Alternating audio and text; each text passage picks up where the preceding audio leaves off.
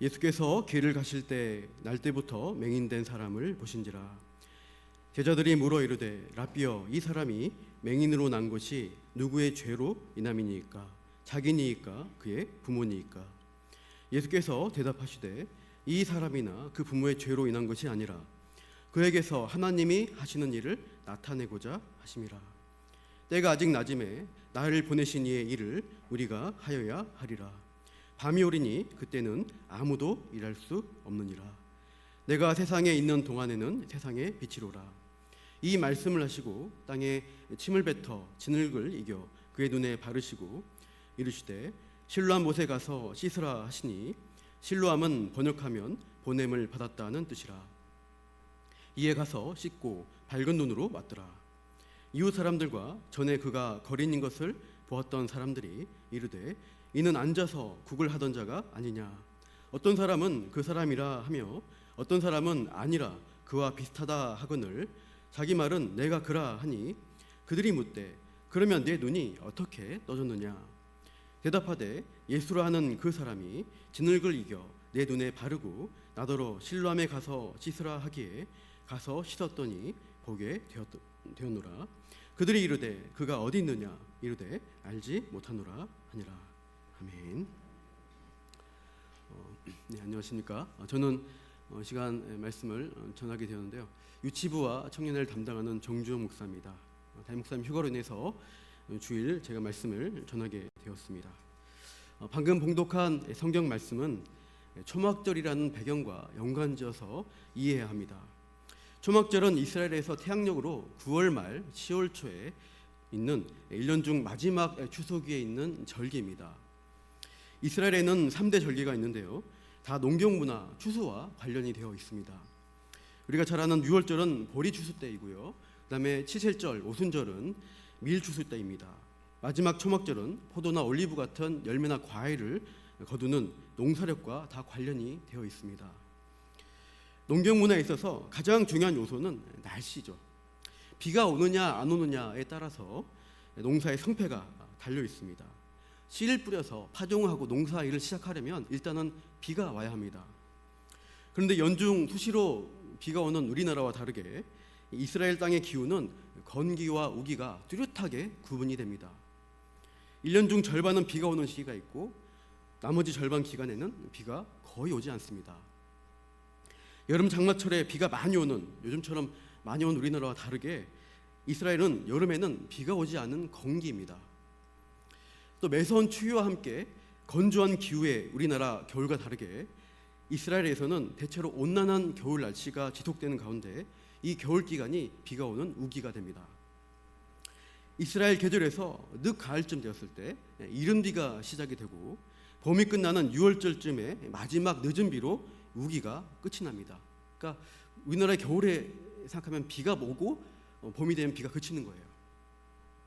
그래서 6월절, 겨울 우기가 끝나면서 한 해의 첫 열매를 거두기 시작하는 그 절기가 6월절인데요. 초막절은 1년의 추수를 마치면서 이제 곧 다가올 겨울 우기를 기다리는 절기라고 할 수 있습니다. 요한복음 7장부터 해서 9장 오늘 본문에 이르는 말씀의 시간적인 배경은 바로 초막절 절기라는 것을 염두에 두어야 합니다. 3대 절기 중 하나인 큰 명절이기 때문에 당시에 각지에서 예루살렘 성전 중심으로 모여들었습니다. 초막을 지어서 거기 거주하면서 예배 및 여러 가지 의식에 참여를 했습니다. 그러던 중에 이 초막절 절기의 끝날이 되었을 때입니다. 예수님이 성전에 오셔서 큰 소리로 외치시는 거죠. 요한복음 7장 37절인데요. 명절 끝날 곧 큰 날에 예수께서 서서 외쳐 이르시되 누구든지 목마르거든 내게로 와서 마시라. 목마른 자는 다 내게로 와서 마셔야 된다. 예수님 자신이 생명을 주는 생명수인 메시아다라는 선포였습니다. 이 초막절 절기의 일주일 동안에 낮 동안에는 물의 예식이라는 것이 진행이 되었습니다. 이 그림을 보시면 백성의 큰 무리가 제사장들과 함께 실로암 못으로 가서 이 금 항아리에다가 물을 길어옵니다. 그 실로암 물을 가지고 성전들 제단에 가서 포도주와 함께 제단에 붓는 의식을 행하는 것이죠. 또 번제단 옆에 이 버드나무 가지를 세우고 물을 부으면서 시편 기도문을 낭송했다고 합니다. 건기의 마지막 시기 1년간의 추수를 마치면서 주신 것들에 대한 감사의 기도를 드리는 예식입니다. 동시에 이른 비로 시작되는 우기를 기다리면서 앞으로 1년 가운데 알맞은 시기적절한 비를 주셔서 풍성한 추수를 허락해달라는 어떤 기원의 의지이기도 합니다. 이렇게 추수에 대한 감사와 비에 대한 기원의 의미로 초막절 기간 동안 낮에 물의 예식을 거행했습니다. 초막절 끝날에 이 물의 예식이 마쳐지는 그때 예수님께서 참된 생수의 근원은 바로 자신이라고 선포하시는 거죠. 요한복음 7장 38절에 나를 믿는 자는 성경의 이름과 같이 그 배에서 생수의 강이 흘러 나오리라.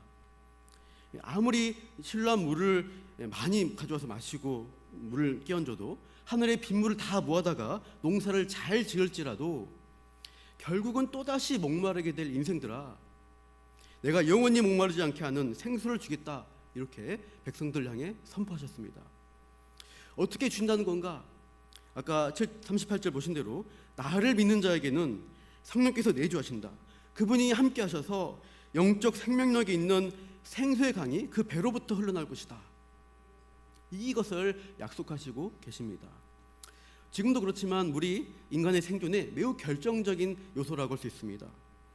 물을 마셔야 기본적으로 우리 몸이 신진대사를 이루어갈 수가 있습니다.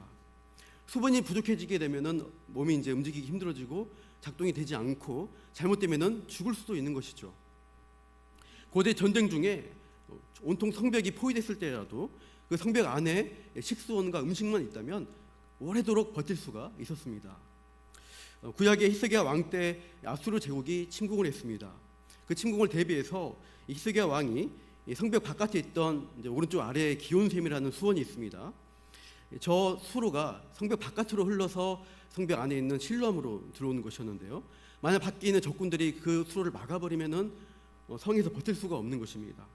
그래서 전쟁을 앞두고 히스기야 왕이 성벽 안으로 흘러가는 수로를 다시 파는 수로 공사를 강행했습니다. 이스라엘 여행을 좀 나중에 좀 평화로울 때 가보시게 되면은 히스기야 수로라는 곳을 들어가서 쭉 한번 걸어갈 수가 있습니다.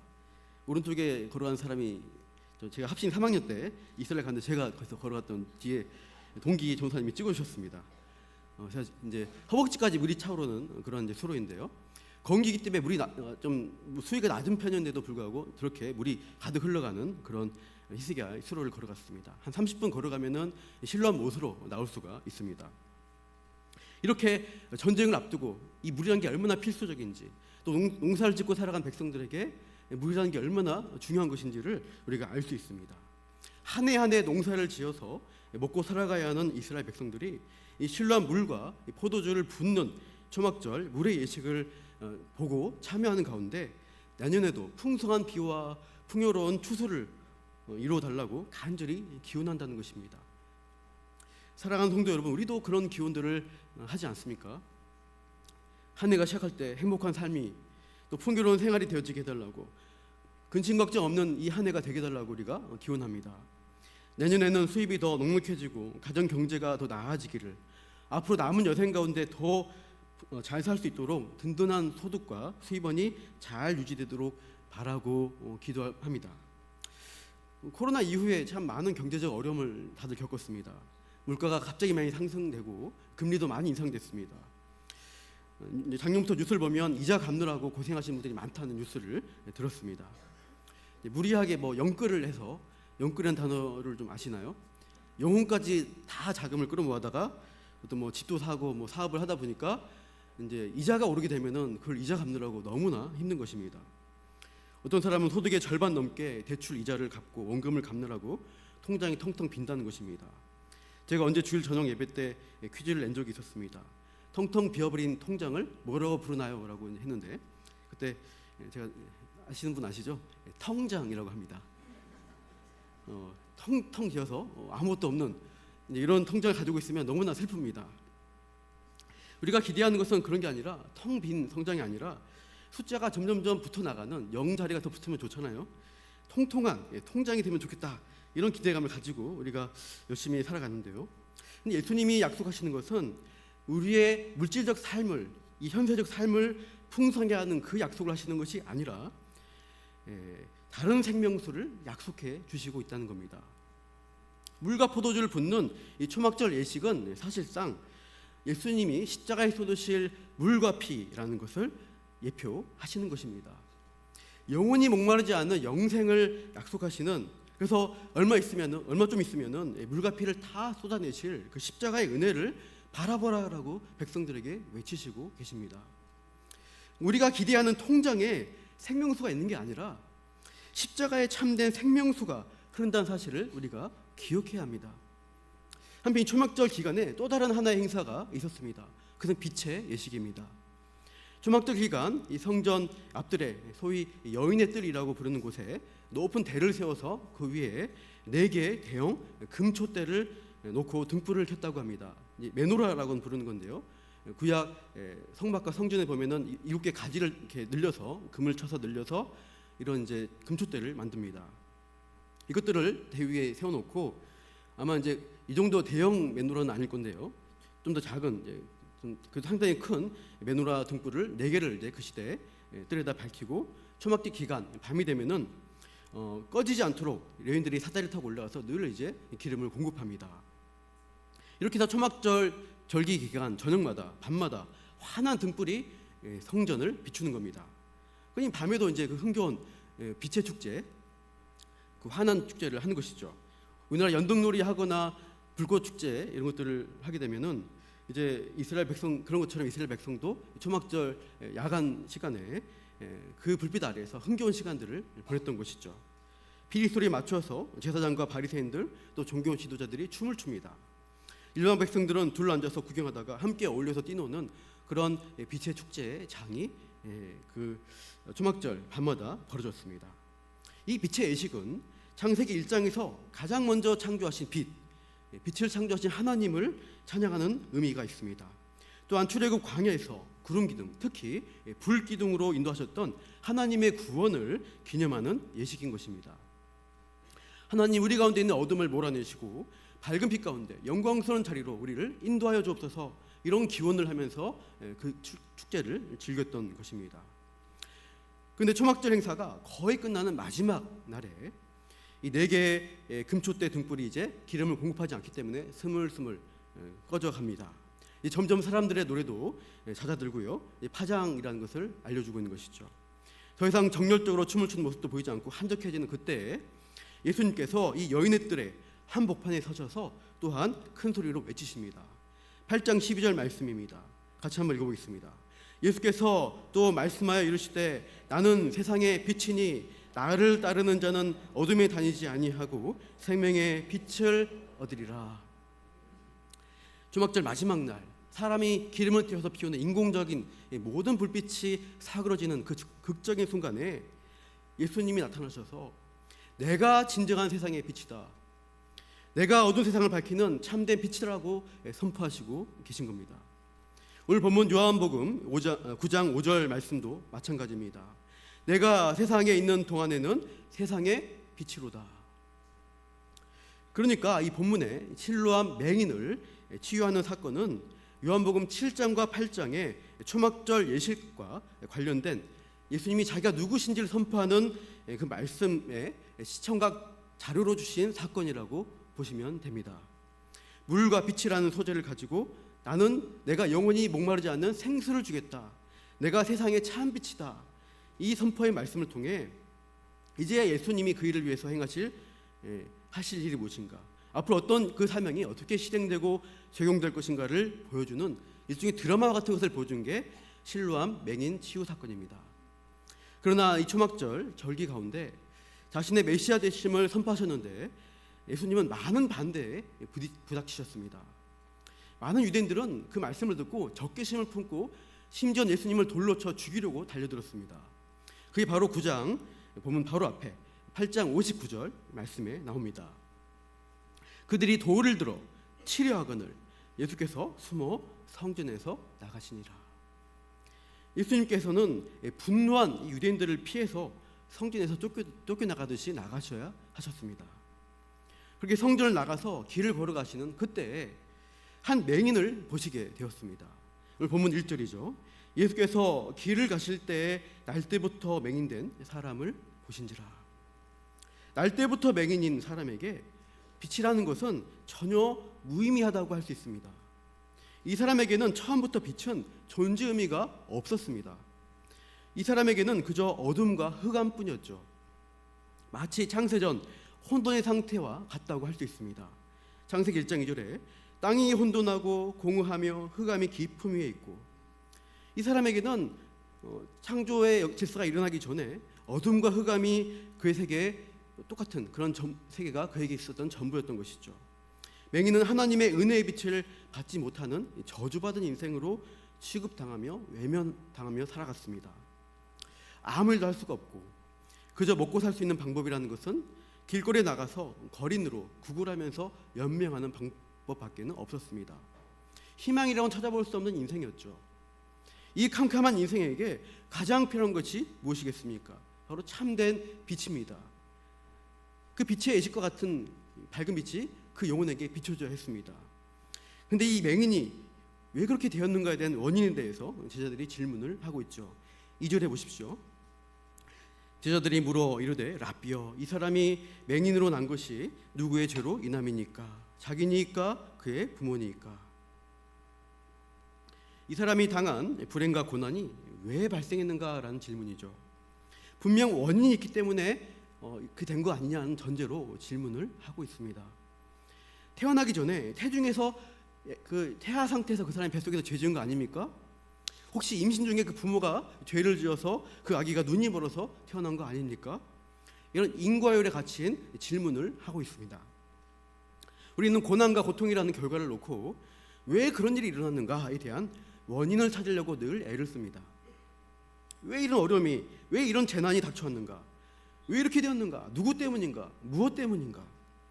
이 왜라는 질문으로 원인과 잘못을 추적하는 과정을 우리가 찾다 보면은 우리 본성은 늘 남 탓으로 가기가 쉽습니다. 아담이 범죄하고 나서 왜 그러한 결과가 벌어졌는지 하나님께서 물으실 때 어떻게 변명하는지 볼 수 있습니다. 창세기 3장 12절에 아담이 이르되 하나님이 주셔서 나와 함께 있게 하신 여자, 그가 그 나무 열매를 내게 주므로 내가 먹었나이다. 내가 먹긴 먹었지만 하나님이 주신 저 여자 때문입니다. 여자가 먹으라고 줘서 내가 먹게 된 거 아닙니까? 그 여자를 하나님 당신이 만들지 않았습니까? 결국은 그 원인을 하나님께 돌리는 것입니다. 하나님이 죄짓게 만들었기 때문에 내가 죄를 짓게 되고 이런 어려움을 당한 거 아닙니까? 남 탓을 하다 보면 결국에는 하나님 탓으로 흘러가게 됩니다. 그게 우리 죄인의 본성입니다. 욥이 당하는 고난의 이유에 대해서 욥의 친구들이 끊임없이 왜라는 질문을 던지면서 답을 주려고 했습니다. 너에게 재앙이 닥친 이유는 바로 너 때문이야. 네 죄 때문이야. 고난이 닥친 이유는 욥 너 자신의 죄 때문이라고 손가락질을 해대고 있을 때 하나님께서 말씀하십니다. 여기 거의 마지막에 나오시는데요. 하나님이 욥의 친구들을 꾸짖으시죠. 누가 누구를 판단하며 정죄할 수 있겠는가? 하나님만이 판단자이시고 재판관이라고 하나님은 선포하십니다. 전능하신 하나님의 존전에 엎드린 욥은 이렇게 하나님께 고백할 뿐이었죠. 우리 욥기 42장 5절 6절을 같이 읽어보겠습니다.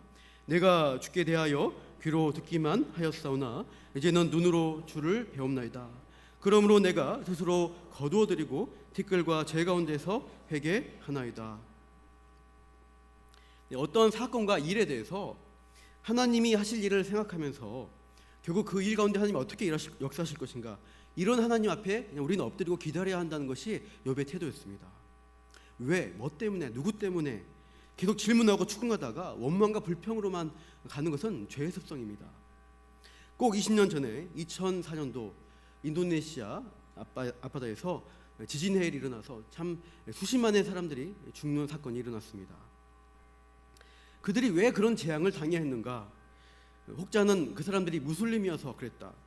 그 사람들이 하나님을 안 믿어서 그런 재앙을 당한 것이라고 이유를 제시하기도 했습니다.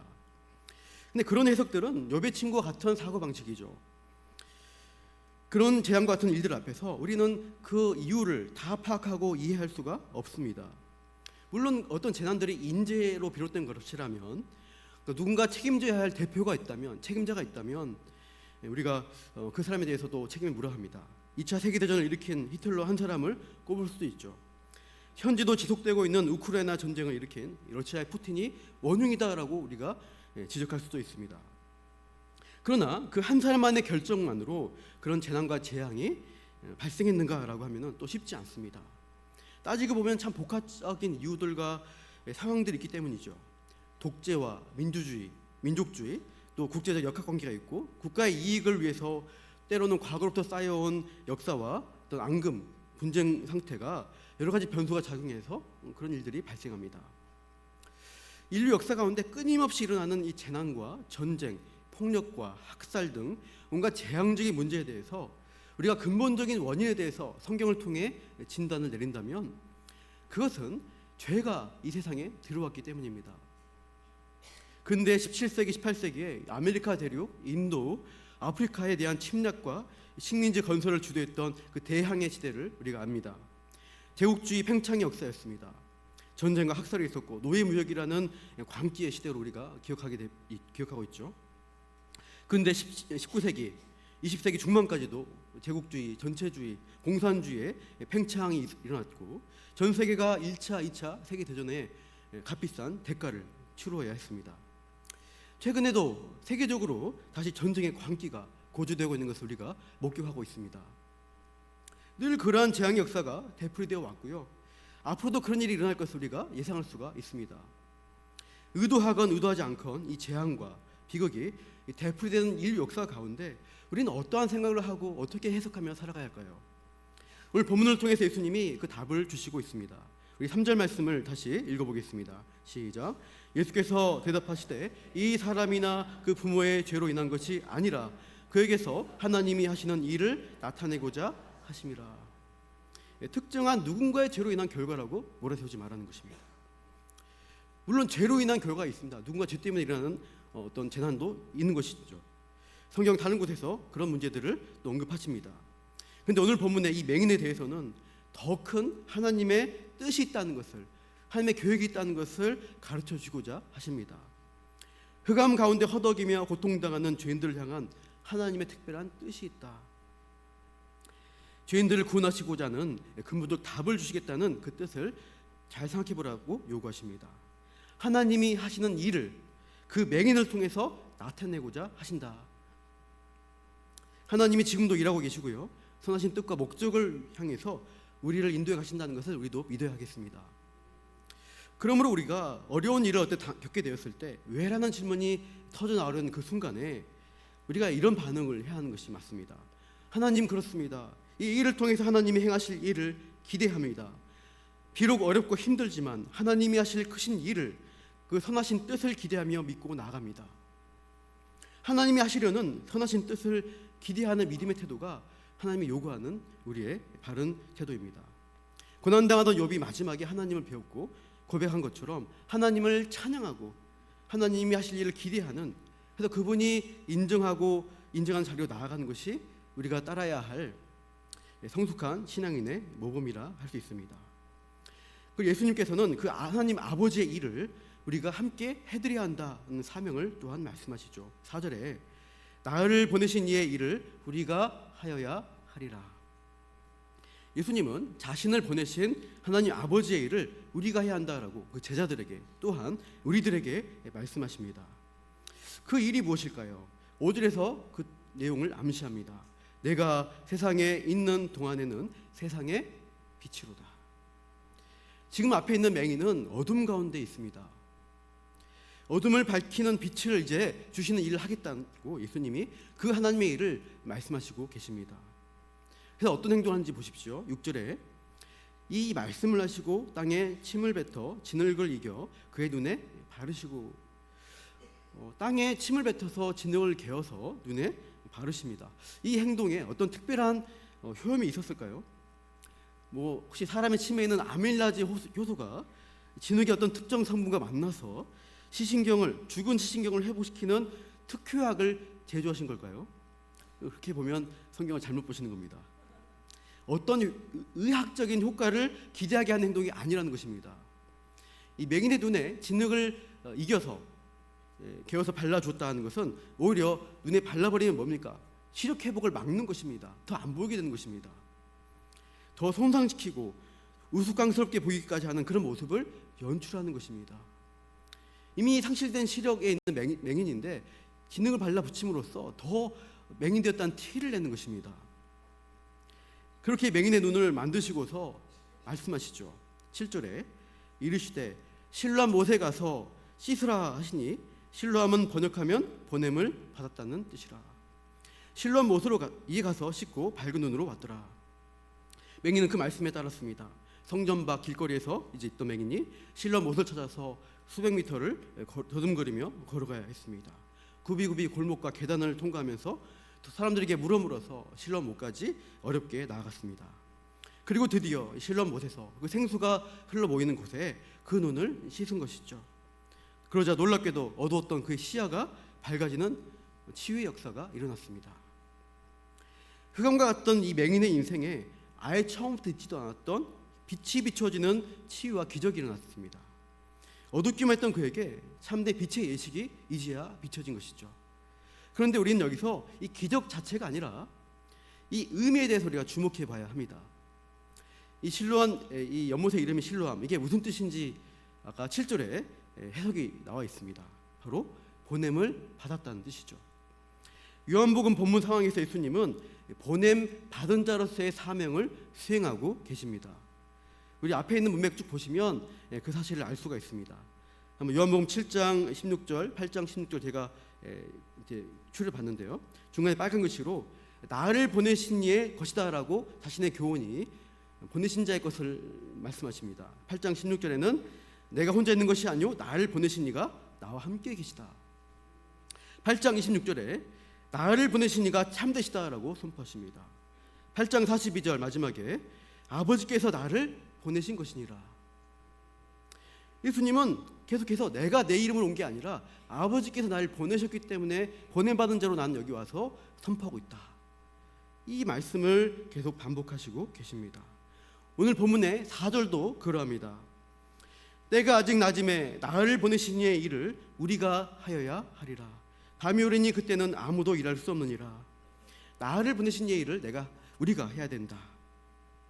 예수님은 정말 보냄 받은 자의 사명을 수행하기 위해서 이 초막절 절기 가운데 자신의 이름이 아니라 보내신 자의 이름으로 말씀을 선포하십니다. 구원과 생명과 빛을 선포하십니다. 그러니까 남에서부터의 맹인이 육신의 눈이 번쩍 띄어진 일만이 중요한 게 아니라는 사실입니다. 육신의 눈을 뜬 다음에 이 사람이 다시금 어떠한 눈을 뜨게 되는지 그 과정을 잠깐 살펴보겠습니다. 10절에 사람들이 묻죠. 내 눈이 어떻게 떠졌느냐? 11절에 대답합니다. 예수라 하는 그 사람이 뜨게 해줬습니다. 13절에 보시면 사람들은 이 일에 대한 진상규명을 위해서 영적인 사건의 간별사를 자처하는 바리새인들에게 맹인이었던 사람을 데려가고 있습니다. 여러분 성경 쭉 보시면 됩니다. 14절에 근데 그날이 문제는 치유하신 날이 안식일이라는 점입니다. 이 사람이 안식일 규례를 지키지 않으니 이 예수라는 사람은 하나님으로부터 온 사람이 아니다. 바리새인은 그렇게 규정하려고 하는데 논란이 되고 있죠. 그래서 17절에 맹인되었던 자에게 다시 확인하려고 합니다. 그 사람이 내 눈을 뜨게 하였으니 너는 그를 어떠한 사람이라 하느냐? 대답하되 선지자니이다. 이렇게 답을 하죠. 처음에는 예수라는 사람이라고 답변했다가 17절 마지막에 이제 선지자라고 말하는 데까지 나아갑니다. 바리새인과 유대인들은 계속해서 불신을 하면서 이 맹인의 부모에게까지 가서 사실 여부를 계속 확인하려고 합니다. 이 불신자들의 예수님을 죄인으로 몰아가려는 분위기가 이어지고 있는데요. 9장 24절 끝에 보십시오. 우리는 이 사람이 죄인인 줄 아노라. 이렇게 답을 주면서 너도 그렇게 답을 해야 된다라고 강요합니다. 한때 줄임말로 유행했던 답정너란 말을 아십니까? 이제 젊은 사람들 많이 사용했는데요. 답은 정해졌으니 너는 그 답만 얘기해. 답정너야. 이렇게 강요하는 것을 말하는데요. 지금 답정너라면서 그 답을 말해야 된다라고 강요하고 있죠. 이때 이 맹인이었던 사람이 바리새인과 공방을 주고받다가 9장 30절 이후에 예수님에 대한 그 이해의 고백과 증언을 이어가게 됩니다. 9장 32절 33절을 다 같이 한번 읽겠습니다. 시작. 창세 이후로 맹인으로 난 자의 눈을 뜨게 하였다. 이 사람이 하나님께로부터 오지 아니하였으면 아무 일도 할 수 없으리다. 맹인이 빛을 보게 된 일을 뭐와 연결시킵니까? 창세의 일, 창세 이후의 일과 연결시킵니다. 바로 창세 때 하나님이 빛을 여셨죠. 어둠을 몰아내시고 빛을 여셨을 때 그런 일과 연결시키고 있습니다. 결국 예수님은 하나님께로부터 온 분이시다. 이것을 담대하게 증거하기 시작합니다. 그 답정너가 통하지 않는 거예요. 34절 끝에 보면은 이제 말이 통하지 않으니까 그냥 그 바리새인들과 유대인들이 그냥 그 사람을 쫓아내 버립니다. 그 후에 이 쫓겨난 사람에게 예수님이 찾아오십니다. 35절 끝에 물으시죠. 내가 인자를 믿느냐? 그러자 9장 36절에 대답하여 이르되 주여 그가 누구시오니까 내가 믿고자 하나이다. 믿고자 싶은 마음을 표현하고 있습니다. 우리 37절 말씀을 다 같이 다시 한번 읽겠습니다. 시작. 예수께서 이르시되 내가 그를 보았거니와 지금 너와 말하는 자가 그이니라. 네가 그를 보았다. 이건 어떠한 바라봄일까요? 이미 눈을 떴죠. 육신의 눈만으로 바라본 것을 말하는 게 아닙니다. 그동안 육신의 눈을 뜨게 된 일로 불려나가서 계속 신문을 받고 쫓겨나게 되는 어려움을 겪었지만 이제 너는 영적 구원의 빛을 비추는 참된 구원자 메시아를 바라보게 되었다라는 선포입니다. 38절에 드디어 주님을 알아보고 그 믿음을 고백하게 되죠. 38절에 주여 내가 믿나이다. 육신의 눈이 떠지는 것 이상으로 이 영적 어둠을 거두어내시는 빛의 창조주가 바로 예수 그리스도, 당신임을 믿습니다. 당신을 구원주로 고백합니다. 이 고백이 점점 고백이 주님으로 고백한 자리까지 믿음의 주로 나아간 데까지 이 사람이 고백하고 있습니다. 사랑하는 성도 여러분, 실로암 사건, 하나님이 하시는 일을 나타내고자 하시는 그 사건이 먼저는 바로 나에게 일어나야 하는 것입니다. 우리 자신에게 있어야 됩니다. 찾아오시고 만나주시는 예수님의 말씀을 통해 진리의 복음이 선포되는 이 강단의 이 예배당의 자리를 통해서 우리 모두가 영적인 눈을 뜰 수 있어야 합니다. 처음에는 예수라는 그 사람이라고 말했지만 점점 말씀을 듣는 가운데 그분에 대해서 알아가는 가운데 그분이 선지자시구나, 그분은 하나님께로부터 온 분이 분명하구나. 결국 눈을 들어 보라 할 때, 네가 나를 본다 할 때 주여 내가 믿나이다라고 담대하게 믿음을 선포한 자리까지 나아가는 것이죠. 당신은 창조주이십니다. 빛이시며 나의 구원자, 유일한 구원자이십니다. 이것을 고백하며 믿습니다. 맹인이었던 그 사람에게 나타내고자 하셨던 그 일이 바로 이 믿음의 고백을 하나님이 하시고자 하셨던 것이죠. 사랑하는 성도 여러분, 하나님이 하시는 일을 나타내 주시려고 우리 각자를 이 자리에 불러주셨다는 사실을 기억하시기 바랍니다. 우리에게 하나님 없이도 마음껏 살 수 있는 풍성한 추수와 물과 부귀영화를 주시지 않으시고 때로는 빛이 없는 캄캄한 어둠을 주시고 물이 없는 메마른 사막 같은 곳을 통과하게 하신다는 것은 무슨 이유일까요? 하나님 이해가 안 됩니다. 왜 이렇게 이런 일이 있습니까? 이렇게 할 때요, 그것은 우리에게 정말 중요한 참된 빛과 생수를 주시기 위해서, 그 복을 주시기 위해서 십자가에서 아낌없이 자기 생명을 희생하신 예수 그리스도라는 보배를 우리에게 주시기 위함이라는 사실을 우리 모두가 믿음으로 고백해야 하겠습니다. 우리에게 진짜 필요한 것은 먹고 사는 문제는 살아갈 수 있죠. 영적인 죽음이 죄의 문제가 해결되지 않는 것은 절망뿐인 인생입니다. 죄 용서받고 참 생명 되시는 예수님 안으로 들어가서 영생을 누리며 참된 삶을 사는 것이 가장 중요한 하나님이 주시는 일입니다. 우리 마지막 9장 41절에 한번 같이 읽어볼까요? 시작. 예수께서 이르시되 너희가 맹인이 되었더라면 죄가 없으려니와 본다고 하니 너희 죄가 그대로 있느니라. 참 역설적인 말씀이죠. 제가 아무것도 볼 수 없는 영적 맹인입니다. 육신의 눈은 떠있지만 영안은 떠있지 않습니다. 내 눈으로 구원의 빛을 볼 수 없는 비참한 인생이고 죄인뿐이라는 철저한 고백을 한 사람에게 죄 용서의 은혜가 열리게 됩니다. 그걸 인정하지 않고 내가 볼 수 있어, 내가 스스로 예수 없이도 구원의 빛을 찾아갈 수 있어, 그렇게 자만하고 교만한 사람에게는 이 죄의 문제가 결코 해결될 수가 없는 참으로 무지하고 영적인 맹인 상태에 살아가는 인생들이라는 것입니다. 예수님 이 답답함을 그 유대인들에게 선포하고 계십니다. 사랑하는 성도 여러분, 오늘 우리의 삶 가운데 하나님이 하시고자 하는 그 일 가운데 우리가 순종해야 할 것입니다. 겸손한 마음으로 나의 영적 맹인됨을 인정하십시오. 주님 은혜 없이는 도무지 구원받을 수 있는 자격이 없는 이것을 인정하고 놀라운 십자가 구원의 빛 가운데로 우리가 나아가시기를 축복합니다.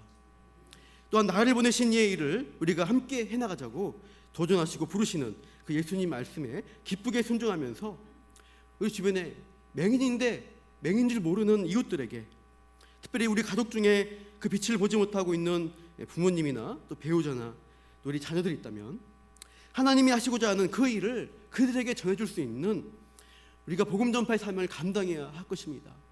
예수님이 우리를 그 일을 위해서 우리를 부르셨습니다. 그리고 그렇게 한 주간 살아가면서 그 빛과 또 생명수 되신 예수님을 증거하고 그분 안에서 우리가 생명을 누리면서 살아가는 귀한 한 주 되시기를 축원합니다.